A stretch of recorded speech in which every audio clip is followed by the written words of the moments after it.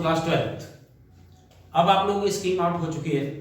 Scheme out होने के बाद आप लोग थोड़े से पैनिक होना स्टार्ट होते हैं और आपको चिंता सताती है सिलेबस की। सिलेबस आप लोग पढ़ते हैं पर उसको बाइंड अप करने में आपको दिक्कत आती है। बाइंड अप करना ही मेन सक्सेस है।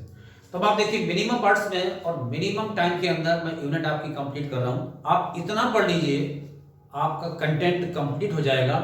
मिनिमम टाइम और मिनिमम कंटेंट के अंदर आपको कंप्लीट सिलेबस मिल जाएगा। ओके बच्चों, तो देखिए भाई हम अब आपकी लास्ट यूनिट से स्टार्ट कर रहे हैं, that is semiconductors end devices. Semiconductor end devices में बोर्ड ने बहुत सारे टॉपिक्स कट कर रखे हैं, बहुत मिनिमम टॉपिक्स बचे हैं, बट इनको आपने करना है। हम यहीं से स्टार्टिंग करते हैं और सिंगल लेक्चर में इस यूनिट को कंप्लीट करते हैं। आपका टाइम सेव हो जाएगा, आप बिल्कुल पैनिक मत होइए, इतना ही पढ़ लीजिए, सफिशिएंट है। बोर्ड का पेपर इसी में से आएगा। ओके बच्चों, तो अब आप देखिए बिना टाइम बर्बाद करे हुए हम लोग स्टार्ट करते हैं आपकी device, that is unit semiconductor end devices. Okay, तो अब आप देखिए सेकेंड यूनिट से स्टार्ट करते हैं हम लोग और सेकेंड यूनिट से लिंक करते हैं हम आपको सेमीकंडक्टर से, क्योंकि सेकेंड यूनिट में जिसका नाम है करंट इलेक्ट्रिसिटी, उसमें आप लोग कंडक्टर्स और इंसुलेटर्स के बारे में पढ़ के आते हैं और यहाँ पर आपकी ब्रांच चल रही है सेमीकंडक्टर्स। तो सेमीकंडक्टर्स क्या होते हैं इसका रेफरेंस सेकेंड यूनिट में आपको दे दिया जाता है, बट एक बार दोबारा सुनिए। कंडक्टर्स वो मटेरियल्स होते हैं जिन मटेरियल्स के एटम्स के लास्ट ऑर्बिट में इलेक्ट्रॉन्स का नंबर आइदर 1 आइदर 2 आइदर 3 होता है, दीज आर कंडक्टर्स। जब ये नंबर 4 में कन्वर्ट होता है ये सेमीकंडक्टर्स कहलाते हैं, और जो नंबर मोर देन 5 होता है these are the insulators. Okay बच्चों, अब यहां पर आपकी कंप्लीट यूनिट है सेमीकंडक्टर। अब ये आप देखिए, ये सेमीकंडक्टर कंडक्टर्स और इंसुलेटर्स के बीच में आते हैं। इसका मतलब ये इंटरमीडिएट हुए कंडक्टर्स और इंसुलेटर्स के बीच। इसीलिए आप अगर चाहें तो इसको इस फॉर्म में लर्न कर सकते हैं कि सेमीकंडक्टर, अगर आपसे कोई नॉर्मल बात करे कि पूछे कि क्या होता है, आप कहेंगे the materials which are intermediate between conductors and insulators are called semiconductors. Okay, ये तो जनरल बात हुई, बट यहां से आपकी क्वेश्चनिंग नहीं होगी। जहां से क्वेश्चनिंग होगी वहां से आगे बढ़ते हैं। Now the semiconductors are germanium and silicon. आप देख लीजिए इनके लास्ट ऑर्बिट में एटम पर इलेक्ट्रॉन्स का नंबर कितना होता है, 4 होता है। अब इन सेमीकंडक्टर्स को दो कैटेगरीज में डिवाइड किया गया है, first intrinsic semiconductor and second extrinsic semiconductors. Intrinsic semiconductor, जब कोई सेमीकंडक्टर अपनी इनिशियल स्टेट में होता है तो उसको नाम दिया गया इंट्रिंसिक सेमीकंडक्टर। जब आप इसमें कोई इंप्योरिटी मिक्स करते हो, जब इंप्योरिटी मिक्स करते हो तब ये कहलाता है एक्सट्रिंसिक सेमीकंडक्टर। अब आप इंप्योरिटी जब इसमें मिक्स करते हो तो उस कंडीशन में इंप्योरिटी आप मिक्स करते हैं पेंटावैलेंट इंप्योरिटी या फिर ट्राइवैलेंट इंप्योरिटी। जब इसमें आप पेंटावैलेंट इंप्योरिटी मिक्स करते हो तब ये बनता है एन टाइप सेमीकंडक्टर। अब पेंटावैलेंट इंप्योरिटी मिक्स करते हो तो एन टाइप सेमीकंडक्टर बनता है। इस कंटेंट पर हम लोग आगे चलते हैं। सबसे पहले आप सेमीकंडक्टर का स्ट्रक्चर देखिए, सेमीकंडक्टर का स्ट्रक्चर देखिए। देखिए भाई, जर्मेनियम और सिलिकॉन का एटम मैंने आपके सामने बनाया है, ठीक, और इसके सामने ये आपका स्ट्रक्चर है। इस स्ट्रक्चर में आप देखिए हर एटम पर लास्ट ऑर्बिट में इलेक्ट्रॉन्स का नंबर 4 है। ये आपस में कोवेलेंट बॉन्डिंग बनाए रहते हैं, जिसकी वजह से हर एटम अपने ऊपर 8 काउंट करता है। अब हर एटम अपने ऊपर 8 काउंट करता है, तो अभी मैंने आपसे कहा कि जिन मटेरियल्स में एटम कि लास्ट ऑर्बिट में इलेक्ट्रॉन्स का नंबर मोर देन 4 होता है वो इंसुलेटर्स कहलाते हैं।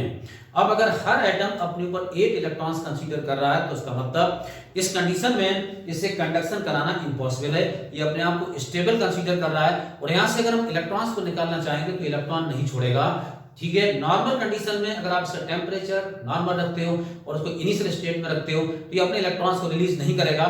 जब इलेक्ट्रॉन्स को रिलीज नहीं करेगा इस स्टेज में इससे कंडक्शन कराना पॉसिबल नहीं है। अब आप क्या करते हैं, साइंटिफिकली चालाकी चलते हैं कि इसको कमजोर किया जाए कि कैसे अपने इलेक्ट्रॉन को रिलीज करें। उसके लिए आपने सेलेक्ट किया पेंटावैलेंट इंप्योरिटी। अब पेंटावैलेंट इंप्योरिटी का मतलब आर्सेनिक, फास्फोरस, इनमें से कोई भी आपने इसमें मिक्सिंग की। जब आपने इसमें मिक्सिंग की है पेंटावैलेंट इंप्योरिटी की, तो डायग्राम आपके सामने है, देखिए इस डायग्राम में आप देखिए। अब इंप्योरिटी जब आपने मिक्स की, इसके पास इलेक्ट्रॉन्स का नंबर 5 है, मतलब 5 बैलेंस इलेक्ट्रॉन्स हैं। इसकी अपनी बॉन्डिंग टूटती है और अपनी बॉन्डिंग टूटने के बाद ये रीबॉन्डिंग करता है इंप्योरिटी एटम के साथ। अब इंप्योरिटी एटम के साथ जब इसकी रीबॉन्डिंग होती है उस कंडीशन में 4 electrons of the semiconductor atom form the covalent bond with the 4 electrons of the impurity atom. सामने देखिए डायग्राम पर उसके बाद इम्प्योरिटी एटम का एक इलेक्ट्रॉन फ्री बच जाता है। अब इम्प्योरिटी एटम का एक इलेक्ट्रॉन फ्री बच जाता है, ये इलेक्ट्रॉन फ्री हो गया। अब ये एटम सोचता है इस एक इलेक्ट्रॉन को रख के मैं क्या करूंगा, ये कमजोर हो जाता है। जैसे ही आप डिमांड करते हो ये एक इलेक्ट्रॉन डोनेट कर देता है, और डोनेट करने के बाद डोनर एटम बन जाता है, डोनर आयन बन जाता है, और ये इलेक्ट्रॉन फ्री हो जाता है। अब इसके अंदर चार्ज कैरियर्स बनते हैं, ये दूसरे के इलेक्ट्रॉन जो इम्प्योरिटी के इलेक्ट्रॉन्स हैं, ये इसके अंदर चार्ज कैरियर्स बनते हैं इस क्रिस्टल के अंदर, और मेजॉरिटी चार्ज कैरियर्स होते हैं इसके अंदर ये नेगेटिव आयंस, इसलिए हम इसको क्या कहते हैं, it is called an type semiconductor. ये क्या कहलाता है, एन टाइप सेमीकंडक्टर। बिल्कुल ब्रीफिंग में आप इसके स्ट्रक्चर को देख लीजिए, जनरल मीनिंग समझ लीजिए, आगे इसकी एप्लीकेशन आपको अच्छे से समझ में आ जाएगी। ओके बच्चों, तो अब आप देखिए, अब एन टाइप सेमीकंडक्टर ये आपके सामने है, ये है इसकी बाउंड्री की फॉर्मेशन। उसके बाद जब आप इसको यूज करोगे तो आप इस डायग्राम को नहीं बनाओगे। अब इसका जो डायग्राम दूसरा आपने यूज करना है एन टाइप का, वो आपके सामने है। इसके अकॉर्डिंग ये जो पॉजिटिव आयन आपको दिख रहा है, ये इम्प्योरिटी एटम है जिसने एक इलेक्ट्रॉन को डोनेट किया है, और जो आपको नेगेटिव दिख रहा है ये इलेक्ट्रॉन है जो कि फ्री इलेक्ट्रॉन हुआ है कहां से, इस इम्प्योरिटी एटम से। अब इसके अंदर आप देखें जो आयंस आपको दिख रहे हैं, ये आयंस पॉजिटिव हैं, इलेक्ट्रॉन इटसेल्फ नेगेटिव है, और ये आपके सामने है एन टाइप सेमीकंडक्टर। जब आप यूज करोगे इस डायग्राम को आप बनाओगे, जब भी आपको एन टाइप सेमीकंडक्टर कहीं भी यूज करना है, ये डायग्राम आपने अंदर का स्ट्रक्चर शो किया है इसका एन टाइप का, और ये डायग्राम है नॉर्मल सेमीकंडक्टर का जो आपने इंटरनल स्ट्रक्चर शो किया है। ठीक है बच्चों, उसके बाद अब अगर हम इसके अंदर मिक्स करते हैं ट्राइवेलेंट इम्प्योरिटी, एल्युमिनियम डाल दिया आपने। अब ट्राइवेलेंट इम्प्योरिटी जब आपने मिक्स की है, इसमें थोड़ा सी मैकेनिज्म है। ये तो सिंपल सा कॉन्सेप्ट था कि एक इलेक्ट्रॉन फ्री हो गया जो कंडक्शन में यूज होता है, और ये बन गया एन टाइप सेमीकंडक्टर, क्योंकि इसके अंदर चार्ज कैरियर्स नेगेटिव आयंस हैं। ओके, तब आप देखिए नेगेटिव चार्ज कैरियर्स हैं, इसलिए एन टाइप सेमीकंडक्टर नाम रखा। उसके बाद इसके अंदर आप देखिए, यहां पर जब आपने ट्राइवेलेंट इम्प्योरिटी मिक्स की है तो उसमें आप देखें इसकी बॉन्डिंग टूटती है, इम्प्योरिटी एटम के साथ ये रीबॉन्डिंग करता है, और इम्प्योरिटी एटम के साथ जब ये रीबॉन्डिंग करता है उस कंडीशन में आप इसका देखिए, यहां पर 3 electrons of the impurity atom form the covalent bonds with the 3 electrons of the semiconductor atom. अब ये सेमीकंडक्टर का एटम आप गौर से देखिए, जहां पर इलेक्ट्रॉन्स का नंबर 4 है, और इम्प्योरिटी एटम का एटम देखिए, ठीक है, इम्प्योरिटी का एटम देखिए, इस इलेक्ट्रॉन का नंबर 3 है। अब इस एटम के रिस्पेक्ट में ये एटम इलेक्ट्रिकली पॉजिटिव दिख रहा है। अब ये एटम अगर इलेक्ट्रिकली पॉजिटिव दिख रहा है तो जो इलेक्ट्रॉन है वो इलेक्ट्रॉन इसको देख रहा है, उसे लग रहा है कि मुझे यहां पर जगह मिल सकती है क्योंकि ये पॉजिटिव है इसके रिस्पेक्ट में। ओके, नॉर्मली ये बॉन्डिंग हो चुकी है।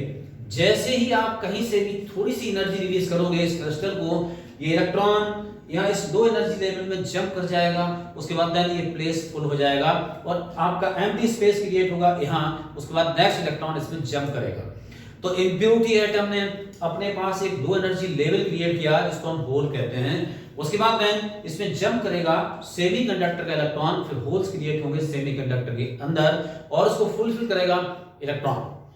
अब इसके अंदर चार्ज कैरियर्स होंगे पॉजिटिव होल्स, इसलिए इसका नाम रखना सूटेबल रहेगा पी टाइप सेमीकंडक्टर। बिल्कुल टू द पॉइंट। अब आप एग्जाम देने जा रहे हो टू द पॉइंट, क्योंकि मेमोरी में जो चीजें आप रोक पाओगे वही आप एग्जाम में लिख पाओगे, एक्स्ट्रा पढ़ने की जरूरत नहीं है। ब्रीफिंग में पेंटावैलेंट इम्प्योरिटी मिक्स करने पर एन टाइप सेमीकंडक्टर बनता है क्योंकि चार्ज कैरियर्स इसमें नेगेटिव इलेक्ट्रॉन्स होते हैं, और ट्राइवेलेंट इम्प्योरिटी मिक्स करने पर पी टाइप सेमीकंडक्टर बनता है क्योंकि चार्ज कैरियर्स इसमें होल्स होते हैं।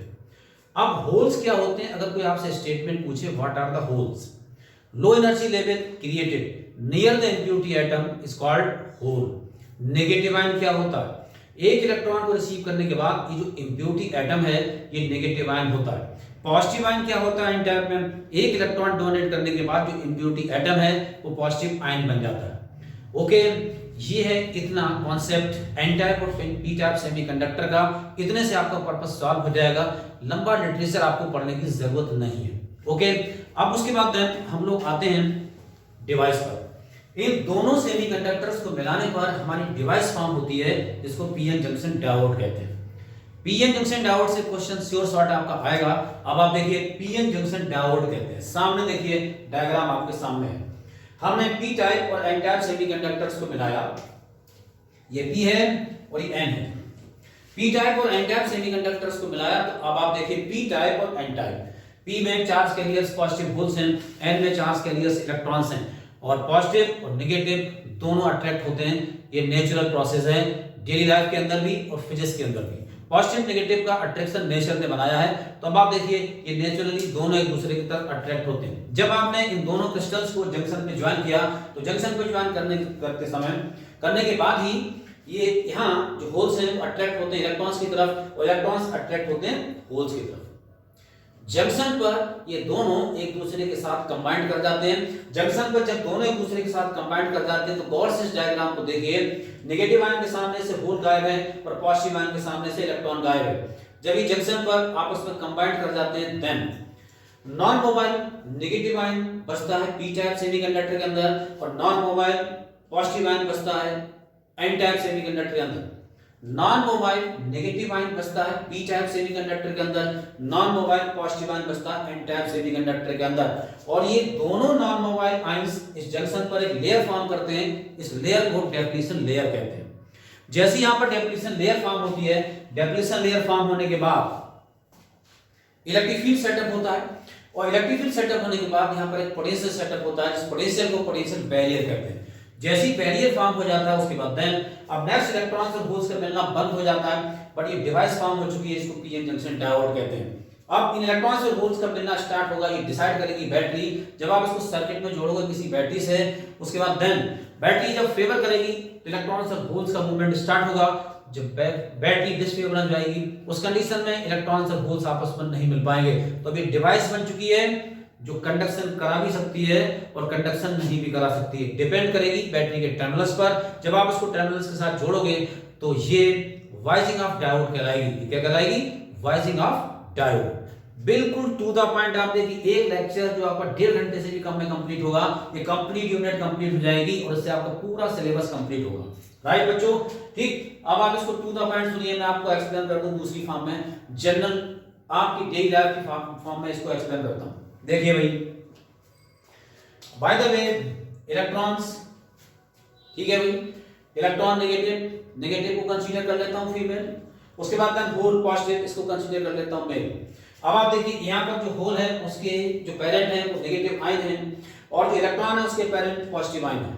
ठीक, आजकल शादियों का सीजन है तो उसके अकॉर्डिंग देखिए ऐसा मंडप है जिसमें बहुत सारे बॉयज और गर्ल्स की एक साथ मैरिज हो रही है। ठीक, जिसको आप क्या कहोगे?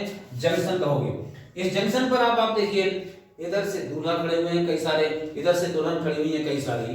ये यहाँ पर इस मंडप पर पहुंचती है, एक दूसरे को वरमाला डालने के बाद एक दूसरे के साथ कंबाइंड हो जाते हैं और उसके बाद घूमने चले जाते हैं। अब इन दोनों फैमिलीज के बीच एक रिलेशन क्रिएट हो जाता है। देखिए ये नेगेटिव आयन और ये पॉजिटिव आयन, ये दोनों फैमिलीज के बीच यहाँ पर एक रिलेशन क्रिएट हो गया। इस रिलेशन को हम क्या कहते हैं? डेप्लीशन लेयर कहते हैं। क्या कहते हैं? Depletion layer. अब दोनों तरफ जो बारात में आए हुए थे वो भी चलने लगे, हम भी मिलेंगे, उनको मिलने के लिए भाई परमिशन नहीं है, इसलिए पीछे के इलेक्ट्रॉन्स और होल्स का मिलना परमिटेड नहीं होता है जब तक कि आप इससे बैटरी कनेक्ट नहीं करते। ओके बच्चों, अब ये डिवाइस बन चुकी है, इसको आप पीएन जंक्शन डायोड कहते हो। इलेक्ट्रॉनिक्स में ये बहुत यूजेबल डिवाइस है। ठीक है, इलेक्ट्रॉनिक्स हमारी इसके बिना इनकम्प्लीट है। जब आप इलेक्ट्रॉनिक्स में डिवाइसेस फॉर्म होती हैं उसके अंदर इंफॉर्मेशन सिग्नल्स जो आगे बढ़ते हैं उसमें जबरदस्त रोल है पीएन जंक्शन डायोड का। ठीक, उस पर आपको नहीं जाना है, टू द पॉइंट आपको पढ़ना। ठीक, अब आपने लिखना क्या है ये हमने आपको एक्सप्लेन कर दिया, लिखना क्या है वो हम आपके सामने बोल देते हैं। ठीक है बच्चों, आप सुन लीजिए, आपको याद हो जाएगा। When p type and n type semiconductor are joined together, then holes from p crystal diffuse to n crystal and electrons from n crystal diffuse to p crystal, and at the junction they combine with their counterparts. Due to combination of electrons and holes at the junction, there is an excess of non-mobile negative ion in p crystal and non-mobile positive ion in n crystal forms the layer at the junction called depletion layer. When depletion layer is formed, potential is created at the junction called potential barrier. As soon as potential barrier is formed, movement of electrons and holes will be stopped. अब यहाँ पर potential create हुआ, electric field भी create होती है। जहां पर एक क्वेश्चन इंपॉर्टेंट बनता है जो पूछा गया, कि जंक्शन पे जो इलेक्ट्रिक फील्ड है उसकी डायरेक्शन कहाँ होती है। अब इलेक्ट्रोस्टैटिक्स आप पढ़ के आए हो, इलेक्ट्रोस्टैटिक्स के अंदर इलेक्ट्रिक फील्ड की डायरेक्शन पॉजिटिव टू नेगेटिव होती है। अगर आप भूल जाओ अपने प्रीवियस कॉन्सेप्ट पर जाइए और उससे आप आगे के कॉन्सेप्ट को ठीक है कवर कर सकते हो। अब यहाँ पर आप भूल गए, रट के बैठे थे कि कहाँ पर डायरेक्शन होती है इलेक्ट्रिक फील्ड की, आप इलेक्ट्रोस्टैटिक्स में जाइए, इलेक्ट्रिक फील्ड की direction from positive charge to negative charge होती है। यहाँ देखिए नॉन मोबाइल पॉजिटिव चार्ज किसमें है, एन में, और नेगेटिव किसमें, पी में। तो यहाँ पर जो इलेक्ट्रिक फील्ड सेटअप होगा उसकी डायरेक्शन कहाँ होगी, N to P. Electric field की डायरेक्शन होगी N to P. Depletion layer जहां बनती है वहां इलेक्ट्रिक फील्ड सेटअप होता है, उसकी डायरेक्शन होती है फ्रॉम एन टू पी। ठीक, मिनिमम बर्ड्स में आपके सामने हम पीएन जंक्शन डायोड तक पहुंच चुके हैं। 5 मिनट के अंदर सुनिए दोबारा। Semiconductors, the materials whose atoms have 4 electrons in its outermost shell are called semiconductors. Semiconductors are of 2 types, intrinsic semiconductor and extrinsic semiconductor. Intrinsic semiconductors, when they are in pure state, initial state, they are named as intrinsic semiconductors. When an impurity is mixed with pure semiconductor, it is called extrinsic semiconductor. Extrinsic semiconductors are of 2 types. First is n-type semiconductor. When pentavalent impurity is mixed, then the crystal so formed is called n-type semiconductor. When trivalent impurity is mixed in the pure semiconductor, the material so formed is called p-type semiconductor. In n-type semiconductors, charge carriers are negative electrons. In p-type semiconductors, charge carriers are positive holes. When p and n-type semiconductors are joined together, then the device is formed called p-n junction diode, जो आपके सामने है। और उसकी formation मैंने अभी आपको बताई है, that is the formation of p-n junction diode. p-n junction diode का सिंबल आपके सामने ये होगा, जिसमें ट्रायंगल रिप्रेजेंट करेगा p को और ये स्ट्रेट लाइन रिप्रेजेंट करेगी n को। अब इसकी बाइजिंग आएगी, biasing of diode, and after that biasing के बाद आप रेक्टिफिकेशन करेंगे, AC को DC में कन्वर्ट करेंगे। ओके बच्चों, तो नेक्स्ट, तो देखो बच्चों ये है बाइजिंग ऑफ डायोड। ओके, अब बाइजिंग ऑफ डायोड का मतलब जब आप डायोड को सर्किट में यूज करते हो तो 2 तरीके से यूज करते हो, as a forward biased, as a reverse biased. Forward biasing में ये क्या करता है और रिवर्स बाइजिंग में ये क्या करता है। फॉरवर्ड बाइजिंग में क्वेश्चन कैसे आएगा और रिवर्स बाइजिंग में क्वेश्चन कैसे आएगा, कहां से आएगा। ठीक, बिल्कुल टू द पॉइंट। आप देखिए मिनिमम वर्ड्स में चैप्टर आपके सामने होगा, आपका टाइम बच जाएगा बहुत ज्यादा, पैनिक मत होइए। देखिए भाई मैं सारे यूनिट्स आपके सामने कंप्लीट करूंगा मिनिमम वर्ड्स। ओके बच्चों, देखिए अगर टाइम मिलता है तो, अगर ऑफ क्लासेस से फ्री हो पाया मैं अपनी ऑफलाइन क्लासेस से, तो मैं आपको टाइम दूंगा और इतने में ही आपका पर्पस सॉल्व हो जाएगा बहुत अच्छे से। ठीक है बच्चों, तो देखिए बाइजिंग पर हम लोग आते हैं सामने। PN junction diode as a forward biased. Forward biasing किसे कहा गया है? When p crystal of the diode is connected with the positive terminal and n crystal with the negative terminal, then diode in the circuit is called forward biased. In forward biasing, p-n junction diode act as a good conductor of electricity. Depletion layer will become thin. Depletion layer क्या हो जाती है? Thin. Question है forward biasing में layer thin होती है या thick होती है, क्या हो जाती है? Thin. और ये conduction करता है, act करता है as a conductor. Okay? सामने देखिए। अब p क्रिस्टल, आप देखिए p crystal with the positive terminal and n crystal with the negative terminal. Physics में सब कुछ फिजिकली होता। देखिए अगर आप फिजिकली फील नहीं करोगे, फिजिक्स आपको याद नहीं रहेगी, आप नहीं रोक पाओगे, एग्जाम में आप कंफ्यूज होंगे। ओके, आप फिजिक्स को कैरी कर ही नहीं सकते जब तक आप फिजिकली फील नहीं करते। अब आप फॉरवर्ड बाइजिंग रटने की जरूरत नहीं है। फॉरवर्ड बाइजिंग में आप देख लीजिए ये कंडक्टर की तरह क्यों काम करता है। p with positive, n with negative. p positive holes हैं और n नेगेटिव इलेक्ट्रॉन्स हैं। मैं आपको बता चुका हूं पॉजिटिव का अट्रैक्शन नेगेटिव की तरफ नेचुरल फिनोमेना है। ठीक है भाई, अब आप देखिए जंक्शन पर डेप्लीशन लेयर बनी थी और डेप्लीशन लेयर बनने के बाद पोटेंशियल बैरियर बन गया था, जिसकी वजह से इलेक्ट्रॉन्स और होल्स का मिलना बंद करा दिया था उसने। अब ये सोच के बैठे कि हम कब मिल पाएंगे, ठीक, और उसके लिए p और n में आपस में बंधे हुए, ठीक, अलग अलग बंधे हुए। अब बैटरी आती है, बैटरी क्या करती है, आप सामने देखिए सेल आपने जोड़ दिया। ये होल्स पहले से ही इलेक्ट्रॉन को देख रहे थे, इलेक्ट्रॉन्स पहले ही होल्स को देख रहे थे, बट बेचारे इस बैरियर की वजह से, इसका नाम पोटेंशियल बैरियर है, मिल नहीं पा रहे थे। ये देखिए बैटरी का पॉजिटिव टर्मिनल आया, पॉजिटिव टर्मिनल होल्स को रिपेल मारेगा, धक्का लगाएगा, बोले जाओ। इलेक्ट्रॉन्स नेगेटिव टर्मिनल से कनेक्टेड हुए, वो इधर से धक्का लगाएगा, बोले जाओ एक दूसरे से मिल लो, यानी बैटरी यहाँ पर सपोर्ट कर देती है। इस कंडीशन में डेप्लीशन लेयर थिन हो जाती है और आप खुद देखो इलेक्ट्रॉन इधर दौड़ जाएंगे, होल्स इधर दौड़ जाएंगे, इजीली इस क्रिस्टल के अंदर कंडक्शन हो जाएगा। फॉरवर्ड बायजिंग में एक कंडक्टर की तरह काम करेगा। आप सामने डायग्राम पर देख सकते हो, प्लस टर्मिनल पॉजिटिव है, ये होल्स को रिपेल मारेगा, नेगेटिव टर्मिनल इलेक्ट्रॉन्स को रिपेल मारेगा, उसकी वजह से ये दोनों क्रॉस हो जाएंगे आमने सामने और इसमें कंडक्शन पॉसिबल हो पाता है। ओके बच्चों, यहां पर ये इसका डायग्राम है सिंबल के through, P with positive and with negative, ये आपका फॉरवर्ड बायजिंग है। फॉरवर्ड बायजिंग का ग्राफ आपके सामने आता है, ग्राफ आपके सामने है।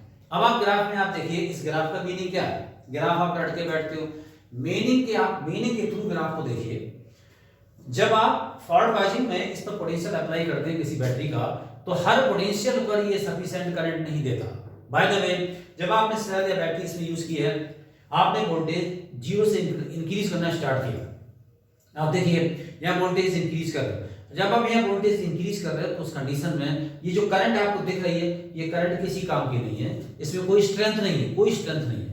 अब एक वोल्टेज ऐसा आता है आपके सेल का जो आपने इससे कनेक्ट किया हुआ फॉरवर्ड बायजिंग में, जिस वोल्टेज पर आपको करंट सफिशिएंट मिलना स्टार्ट होती है, ठीक एनर्जेटिक करंट आपको मिलना स्टार्ट होती है। यहां पर ग्राफ शेप ले जाता है नी की तरह से, इसीलिए आप देखिए, आप याद रख सको उसको बहुत अच्छे से, जूनियर साइंटिस्ट हो तो उसके लिए यहां पर इसका नाम रखा नी वोल्टेज। फॉरवर्ड बायजिंग में वो वोल्टेज जहां से आपको करंट सफिशिएंट मिलती है, वो आपका वोल्टेज क्या कहलाता है, नी वोल्टेज कहलाता है। क्योंकि यहां पर ग्राफ नी की शेप ले जाता है, तो इसका नाम नी वोल्टेज रखना ज्यादा सूटेबल रहेगा, बच्चों को याद रहेगा। ओके, ये फॉरवर्ड बायजिंग की ग्राफ आपके सामने है। करंट ऐसे फ्लो करती है फॉरवर्ड बायजिंग में, जब पीएन जंक्शन डायोड कनेक्टेड होता है, इसमें फॉरवर्ड बायजिंग। सारे क्वेश्चंस आपके कवर हो गए। फॉरवर्ड बायजिंग किसे कहते हैं, P with positive and with negative. Forward biasing में डेप्लेशन लेयर क्या हो जाती है, थिन। डायोड एक्ट करता है as a good conductor of electricity. Okay, इसके अलावा कुछ नहीं हो सकता। इसमें सर्किट डायग्राम आपके सामने है और ग्राफ आपके सामने है। Now the next circuit is reverse biased. जब आप यूज करते हो पीएन जंक्शन डायोड को एज ए रिवर्स बायस्ड, तो PN junction diode as a reverse biased कब यूज होता है, वो आप यहां देखिए, उल्टा जोड़ते हैं। When P crystal of the diode is connected with negative terminal and N crystal with positive terminal, then diode in the circuit is called reverse biased. In reverse biasing, depletion layer will become thick and it act as an insulator. यानी current को permit नहीं करता है। अब यहां पर थोड़ा सा कॉन्सेप्ट है बच्चों, ध्यान से सुनिए। ये करंट को परमिट नहीं करता, क्लियर? बट ये करंट को परमिट नहीं करता है, ये पॉसिबल हो पाता है एक लो वोल्टेज तक। एक लो वोल्टेज तक ये पॉसिबल हो पाता है अगर आप रिवर्स बायस वोल्टेज एक्सीड करते जाते हो। तो रिवर्स बायस वोल्टेज अगर आप एक्सीड करते जाते हो, तो एक रिवर्स बायस वोल्टेज ऐसा आता है जिस वोल्टेज पर इसके अंदर केमिकल बॉन्डिंग टूट जाती है, और केमिकल बॉन्डिंग जब टूट जाती है तो करंट ह्यूज अमाउंट में निकल के आती है, करंट सफिशिएंट अमाउंट में निकल के आती है और मोर देन फॉरवर्ड बायसिंग हो जाती है। इस कंडीशन में ये पीएन जंक्शन डायोड ज़ीनर डायोड कहलाता है। क्योंकि इसका नाम पीएन जंक्शन डायोड नाम लेना ठीक नहीं रहेगा, क्योंकि मैं अभी आपसे कह रहा हूं रिवर्स बायजिंग में पीएन जंक्शन डायोड एक्ट करता है एज एन इंसुलेटर। और अभी मैंने आपसे कह रहा हूं कि जब एक वोल्टेज ऐसा आएगा जिस वोल्टेज पे इसमें करंट फ्लो हो जाएगी, तो बात बदल गई ना। ठीक इस चक्कर में अब इसका नाम बदलना पड़ेगा, हम इसको क्या कहेंगे, कहलाएगा ज़ीनर डायोड। बट अगर फॉरवर्ड बायजिंग की, अगर आप रिवर्स बायजिंग की बात करेंगे, तो रिवर्स बायजिंग में ये कंसीडर होगा एज ए इंसुलेटर, इसकी करंट फ्लोइंग कंसीडर नहीं की जाएगी। बट अगर की जाती है तो उसको किस नाम से बुलाया जाएगा, इसको बुलाया जाएगा ज़ीनर डायोड के नाम से। ओके, बट रिवर्स बायजिंग का जब आप ग्राफ ड्रा करोगे तो ग्राफ आपके सामने है। देखिए रिवर्स बायजिंग में आप देखिए, ये रिवर्स बायजिंग वोल्टेज आपने अप्लाई किया है, तो रिवर्स बायजिंग वोल्टेज में आप देखें, ये देखें यहां तक करंट आपको मिल ही नहीं रही है, नियर अबाउट नेग्लिजिबल अमाउंट है। जैसे एक वोल्टेज आता है जिस वोल्टेज पर केमिकल बॉन्डिंग टूटती है, और केमिकल बॉन्डिंग टूटने के बाद फिर आपके पास ह्यूज अमाउंट में करंट आती है। ग्राफ देखिए बिल्कुल स्ट्रेट हो गया, ये ग्राफ आपका स्ट्रेट हो गया, इसका मतलब करंट एकदम पीक पर जाती है। अब जब करंट पीक पर जाती है जिस वोल्टेज को, उसको रिवर्स ब्रेकडाउन वोल्टेज कहते हैं, और इसमें करंट फ्लोइंग स्टार्ट हो जाती है। इस कंडीशन में ये पीएन जंक्शन डायोड नहीं कहलाएगा, ये ज़ीनर डायोड कहलाएगा। और ज़ीनर डायोड का सिंबल हो जाएगा इससे थोड़ा सा डिफरेंट, आप बनाओगे यहां पर ये लाइन इस फॉर्म में, अब ये कहलाएगा ज़ीनर डायोड। ठीक है भाई, तो अब आप देखिए वो है पीएन जंक्शन डायोड और ये ज़ीनर डायोड। डिफरेंस दोबारा समझ लीजिए, आप मेरा लेक्चर सुनोगे आपको याद हो जाएगा, आप कंसंट्रेट होकर सुन लीजिए, बुक पढ़ने की जरूरत नहीं है आपको। रिवर्स बायजिंग में ये कंडक्शन नहीं करता। बट अगर आप रिवर्स बायजिंग वोल्टेज बढ़ाते चले जाओगे, एक वोल्टेज ऐसा आएगा जिस पर बाउंडिंग टूटेगी, इसलिए उसका नाम रखा रिवर्स ब्रेकडाउन वोल्टेज। उस वोल्टेज के बाद इसमें करंट स्टार्ट होगी, ठीक पीक पर जाएगी और तब ये कंडक्शन करेगा। बट उसके बाद हम इसको किस नाम से बुलाएंगे? उसको हम बुलाएंगे जीनर डायोड के नाम से। ठीक है भाई। पर क्वेश्चन आपसे कोई करे कि रिवर्स बायजिंग में पीएन जंक्शन डायोड कंडक्शन करता है नहीं, आपका आंसर होगा नो। जब ये रिवर्स बायजिंग में कंडक्शन करता है तो ये जीनर डायोड कहलाता है। ओके बच्चों, तो ये फॉरवर्ड बायजिंग और रिवर्स बायजिंग आपकी कंप्लीट होती है। और इस कॉन्सेप्ट की हेल्प से, रिवर्स बायजिंग और फॉरवर्ड बायजिंग की हेल्प से हम एक दूसरा कॉन्सेप्ट तैयार करते हैं, दूसरा कॉन्सेप्ट हमें मिलता है, दूसरा एडवांटेज हमें मिलता है, जिसको आप रेक्टिफिकेशन कहते हो। क्लियर? अब रेक्टिफिकेशन क्या होता है? एसी को डीसी में कन्वर्ट करना रेक्टिफिकेशन कहलाता है। ठीक, थोड़ा सा साइंस को भाई जनरलाइज भी करिए और अपनी डेली लाइफ के साथ लिंक भी करिए। सीधे सीधे रटोगे तो रटने से आपको दिक्कत आती है, थोड़ी सी साइंस को आप अपनी डेली लाइफ के साथ मैच करिए। अब आप मोबाइल यूज करते हो, चार्ज करते हो रोज, ठीक है, घर में इन्वर्टर है, इन्वर्टर की बैटरी चार्ज होती है, घर में आपके मीटर में एसी आ रहा है और एसी आने के बाद आपके इन्वर्टर की बैटरी चार्ज होती है। आप मोबाइल की बैटरी दिन में 4 बार चार्ज करते हो। अब मोबाइल की बैटरी 4 बार चार्ज करते हो, आप प्लग करते हो अपने चार्जर को एसी से। अब आप एसी से चार्ज करते हो तो उस कंडीशन में क्या बैटरी, कोई बैटरी एसी से चार्ज हो सकती है? ठीक है भाई। अच्छे से आपको इलेक्ट्रोस्टैटिक्स में पढ़ाया गया, जब आपको कंडेंसर पढ़ाया गया था तो कंडेंसर जब पढ़ाया गया तो आपको, और सेल पढ़ाया गया तो सेल पढ़ाते समय भी चार्जिंग की कंडीशन बताई गई है डीसी केस में। कोई भी सेल डीसी से चार्ज होता है। आपके घर की जो लाइट एक्यूमुलेटर है, इन्वर्टर की बैटरी है, वो डीसी से चार्ज होती है। अब डीसी से चार्ज होती है तो उस कंडीशन में हमारे घर में तो एसी आ रही है, तो अब बैटरी को आप कैसे चार्ज कर पा रहे हो? इसको आप इन्वर्टर कहते हो। इन्वर्टर के अंदर रेक्टिफायर है, ऑसिलेटर है, रेक्टिफायर है as well as oscillator. Rectifier क्या करता है? जब उसको एसी मिलती है और बैटरी को जब वो देता है तो रेक्टिफायर का रेक्टिफिकेशन के बाद देता है, मतलब एसी को डीसी में कन्वर्ट करने के बाद देता है, बैटरी आपकी डीसी से चार्ज होगी। जब बैटरी डिस्चार्ज होती है, आपके घर के अंदर अप्लायंसेस लगी हुई एसी की, तो जब बैटरी डिस्चार्ज होती है तो वो डीसी देगी। बट उसके अंदर एलसी ऑसिलेशंस होते हैं और एलसी ऑसिलेशंस के थ्रू एसी आपके 4th यूनिट में पढ़ाया गया है। एलसी ऑसिलेशन के थ्रू वो डीसी एसी में कन्वर्ट होती है। एनी हाउ आपके घर में एसी ही फ्लो करती है, बट जिसको आप इन्वर्टर कहते हैं वो दोनों काम करता है, DC into AC and AC into DC. फिलहाल हमारी जो डिवाइस है, ये डिवाइस एसी को डीसी में जब कन्वर्ट करती है इस डिवाइस को हम रेक्टिफायर कहते हैं। ओके, तो अगला टॉपिक है रेक्टिफिकेशन। रेक्टिफिकेशन किसे कहेंगे? Conversion of AC into DC is called rectification. ठीक बच्चों, मिनिमम वर्ड्स में आप देखिए 1.5 घंटा भी लगेगा, आपकी यूनिट कंप्लीट हो जाएगी। तो अब रेक्टिफिकेशन पर हम लोग आते हैं। ये diode as a half wave rectifier, as a full wave rectifier use होता है। जब हमें फुल वेव चाहिए हम 2 डायोड यूज करते हैं, हाफ वेव चाहिए हम 1 डायोड यूज करते हैं। ओके बच्चों, तो अब हम आगे बढ़ते हैं रेक्टिफिकेशन पर। तो देखो बच्चों, ये है half wave rectifier. Half wave rectifier मतलब रेक्टिफिकेशन का मतलब एसी इंटू डीसी। ओके, तो अब आप देखिए हाफ वेव रेक्टिफिकेशन के लिए आपने कनेक्ट किया है 1 diode in the circuit with the secondary coil of the transformer. Secondary coil of the transformer. आप देखिए, इससे जब आप एसी इनपुट लेते हैं, इनपुट एसी लेते हैं और सामने आपके लोड रेजिस्टेंस, ये आपका circuit diagram.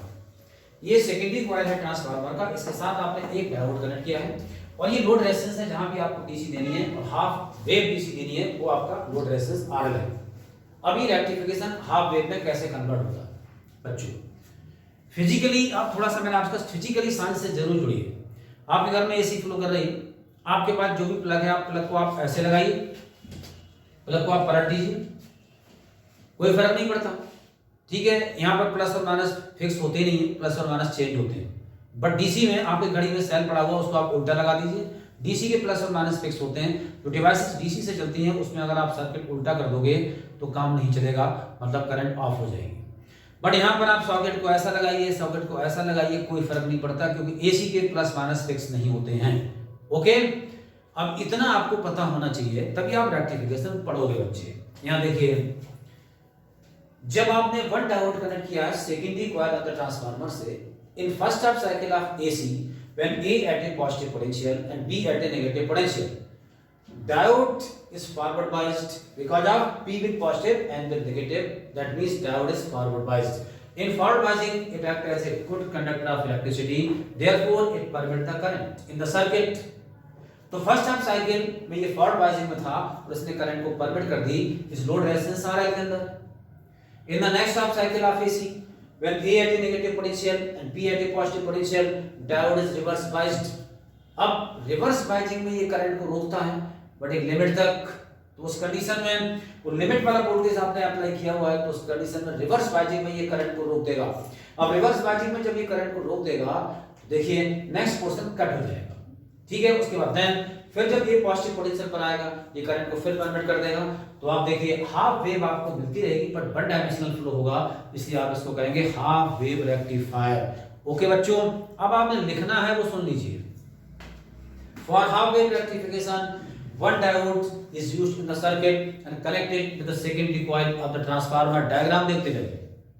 In first half cycle of AC, when A at a positive potential, diode is forward biased, so it allowed the current through the load resistance RL. In next half cycle of AC, when A at a negative potential, diode is reverse biased, so it stopped the current in the circuit. Therefore, half pulse is obtained in the output circuit, so it is called half wave rectifier. Diagram देख के आप लिख लीजिए but diagram अपने दिमाग में set कर लीजिए. हाफ वेव रेक्टिफिकेशन रटना नहीं है, डायग्राम देख के आपको लिख देना. बट ये पता होना चाहिए एसी के प्लस और माइनस इंटरचेंज होते हैं, फिक्स नहीं होते. ओके, ये है हाफ वेव रेक्टिफिकेशन. अब आप देखिए उसके बाद देन हम लोग जाते हैं फुल वेव रेक्टिफिकेशन. तो देखो बच्चों ये है full wave rectification. Full wave rectification का मतलब फुल डीसी आपको मिलती है आउटपुट में. ओके, सिंपल सा कॉन्सेप्ट. आप अपने डायग्राम को देखो. For full wave rectification two diodes are used in the circuit and connected with the secondary coil of the transformer. Connected with the secondary coil of the transformer. In first half cycle of AC, when A at a positive potential, diode D1 is forward biased, so it allowed the current through the load resistance. In next half cycle of AC, when B at a positive potential, diode D2 is forward biased, diode D2 is forward biased, so it allowed the current again through the load resistance. अब यहाँ पर one dimensional flow मिल जाता है और complete pulse मिलती है output में, इसलिए हम इसको क्या कहते हैं फुल वेव रेक्टिफायर. ओके, अब आप क्या लिखेंगे. For full wave rectification two diodes are used in the circuit and connected with the secondary coil of the transformer.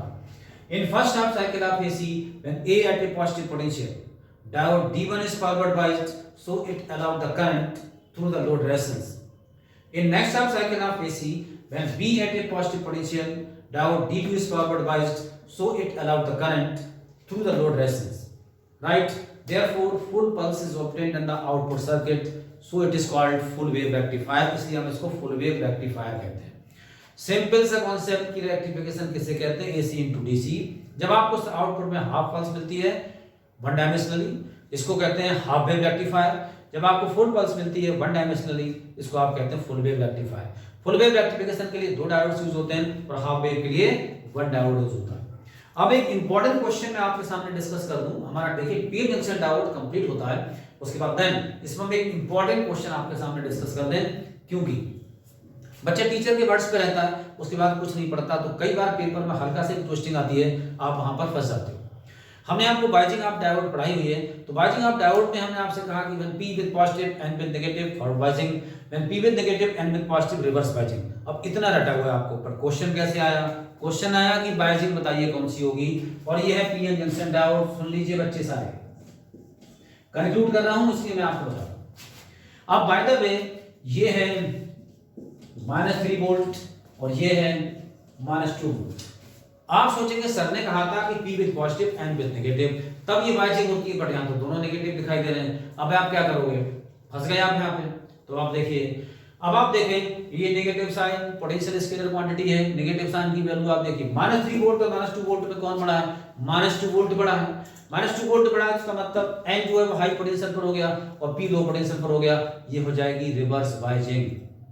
ठीक, सेम पोटेंशियल्स के साइन गिवन है, उस कंडीशन में आपको देखना है बायजिंग. तो देखेंगे P क्रिस्टल हमेशा हायर पोटेंशियल पर होना चाहिए और N क्रिस्टल लो पोटेंशियल पर होगा, तो ये फॉरवर्ड बायजिंग कहलाएगी. और अगर P लो पोटेंशियल पर है, N हाई पोटेंशियल पर है, तो ये रिवर्स बायजिंग कहलाएगी. यहां पर आप देखिए P लो पोटेंशियल पर है, N हाई पोटेंशियल पर है, तो ये रिवर्स बायजिंग हो जाएगी, ये फॉरवर्ड बायजिंग नहीं होगी. अब अगर हम यहां पर प्लस कर दें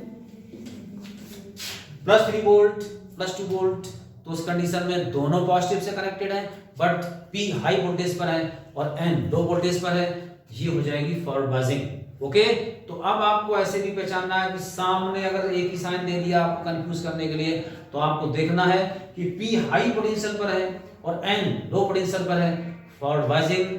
अगर P लो पोटेंशियल पर है, N हाई पोटेंशियल पर है, तो रिवर्स बायसिंग। इतना पढ़ लीजिए, पीएन जंक्शन डायोड आपका कंप्लीट होता है with P type and N type semiconductors. And after that हम लोग का एक टॉपिक जिसको हम कंटिन्यू करते हैं। ओके बच्चों।